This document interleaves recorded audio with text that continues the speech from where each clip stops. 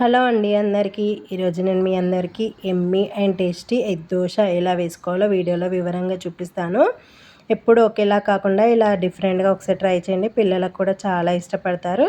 First అయితే పొయ్యి మీద పెంక పెట్టుకొని పెంక వేడయ్యాక ఒక 2 గంటలంత దోశ బ్యాటర్ని తీసుకొని పెంక మీద వేసుకొని నీట్గా స్ప్రెడ్ చేసుకోవాలి.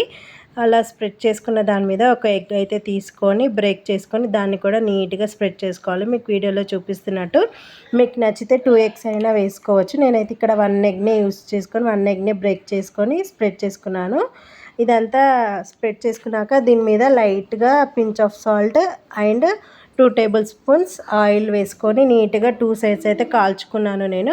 మీకు 2 సైడ్స్ వద్దు అంటే లో ఫ్లేమ్లో పెట్టుకొని 1 సైడ్ కాల్చుకోండి. మీకైతే టేస్టీ ఎగ్ దోశ అనేది రెడీ అయిపోతుంది. ఇలా ఒకసారి ట్రై చేయండి, పిల్లలు చాలా ఇష్టపడతారు.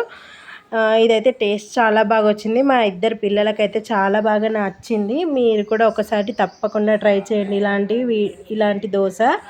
నేను మీకు లాస్ట్ వీడియోలో ఎగ్ ఉల్లికారం దోశ కూడా వీడియోలో చూపించాను, అది కూడా ట్రై చేయండి, చాలా బాగుంటుంది.